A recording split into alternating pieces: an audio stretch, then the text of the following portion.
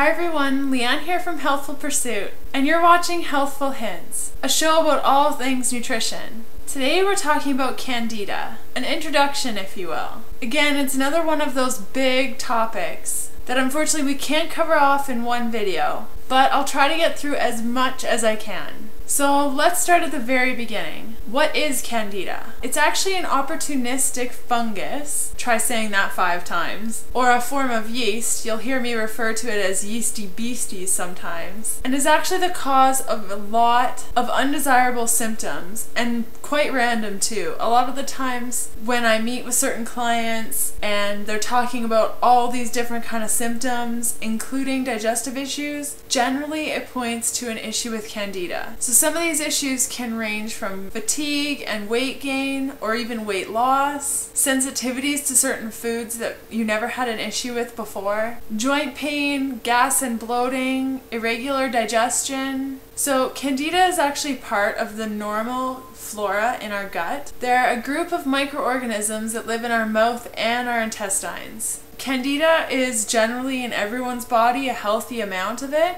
but it's when it flourishes and gets out of control that we have a big issue.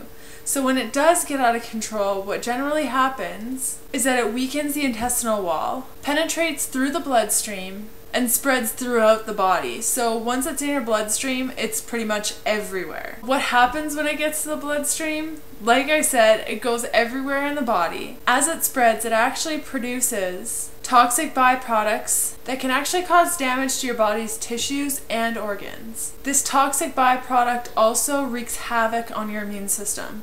So a lot of the times people with Candida issues will be sick a lot of the times, or sneezing a lot, coughing a lot, fatigue, a lot of fatigue, and that's generally because their immune system is just incredibly weak. So they're going to be picking up everything and anything that gets passed on at work or through the kids or anything. It's just all bad. The major waste product of this yeast cell activity is acetaldehyde. I'm sorry if I pronounce that wrong. I'm not a chemist, but I know that's what it is. So this acetaldehyde is actually a poisonous toxin that promotes free radical damage. Acetaldehyde is also converted by the liver into ethanol, also known as drinking alcohol. So that's why you hear a lot of Candida sufferers explain their symptoms as just feeling hungover or a little bit tipsy, or not really making sense, blurry brained, similar to what you'd experience if you'd had a couple too many the night before. So big question is, do you have an overgrowth of Candida?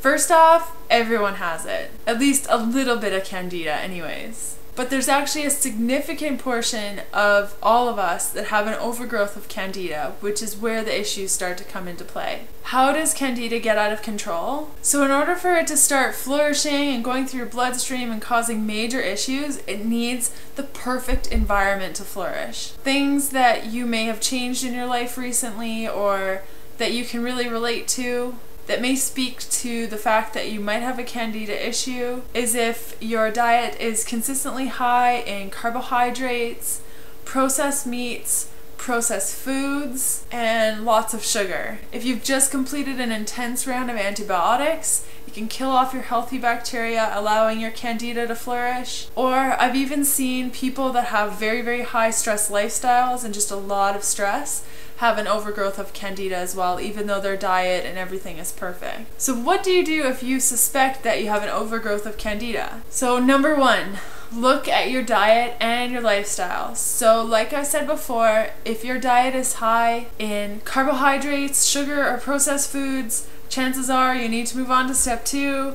Also, antibiotics as well as oral contraceptives can cause Candida overgrowth. And then again, stress, other alcohol, drugs can also be a major risk factor as well. So eliminating sugar and high carbohydrate foods is going to be crucial to get over your Candida symptoms. So step number 2, if you answered yes to any of the questions above, you can do a self-test at home. So let's cut to the image with spit in a cup. I know it's awesome, isn't it? So here is a link to a website that you can go for more information about the test. Now, like I said, it's not that reliable, but it'll give you a good idea of where you're at with Candida. So number 3 is a stool analysis. And Genova Diagnostics has the best one I've been able to find. You collect the samples at home, send it in, and then receive a report between 6 and 8 weeks later. I've included a direct link to the Candida test that I recommend. It's pretty inexpensive compared to the other stool analysis, and all the analysis and tests that they do can range anywhere between $100 and $1,500, but this Candida test is really reliable. Will tell you if you have Candida, if you don't, and the severity of your issue. And also, the reports have started including what supplements you'll do better on to battle with your Candida. So when you order the test, make sure that you check to see if they're going to include that as well, because that's super helpful. And finally, number 4 is to meet with a nutritionist or a naturopath that can help you through the process. And isn't it convenient that I'm a nutritionist? So if you're interested in meet with me, check out my blog consultation page, and I'd love to work with you on fixing your Candida issue. Because it's always better to work with somebody when it comes to this, because after a couple of weeks of eating vegetables and meat, and really shifting your diet, a lot of people get quite discouraged. So it is nice to work with somebody and come up with new recipes and exciting ways to get through the Candida cleanse. A lot of the times I'm asked if Candida is a bad thing. A normal amount of Candida is normal, and it's really nothing to worry about. If your friendly bacteria, keep it in check. But when your immune system shuts down or becomes majorly impacted by your Candida, the Candida starts to multiply and can quickly take over. As I mentioned earlier, the overgrowth of Candida is going to produce toxins in your body, which your immune system can really struggle with. The side effects can range from headaches, digestive issues, which we talked about before, fatigue, severe abdominal pain,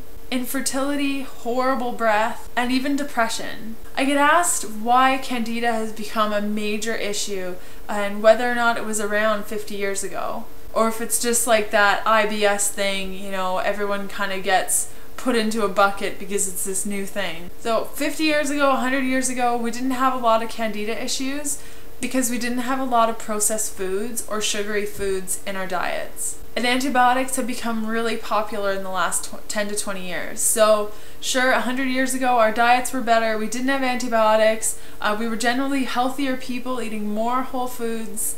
So it's no wonder that Candida has become a major issue in our current society. So all in all, if you have Candida, it's in your best interest to work to stabilize your condition and start to pump up your healthy bacteria with probiotics and prebiotics and a bunch of other supplements that we can get into at another time. Starving the yeast and getting back on track so that you can have a strong and healthy and vibrant body again. It should be your #1 goal. Fortunately, there are so many things you can do to fight off Candida and really balance your healthy bacteria, but we'll have to delve into that next time because this video is going to be far too long. But until then, be sure to check out some of my posts that I've written about Candida and included here, as well as the list of foods you should eliminate and some recipes that will keep you happy and healthy throughout the process. So I hope you enjoyed today's video about Candida. Sorry I couldn't go all out and talk about everything, but until that next time, keep your healthy bacteria in check, take those probiotics, and if you have yeasty beasties growing in your body, make sure that you start taking the steps to eliminate them. Bye!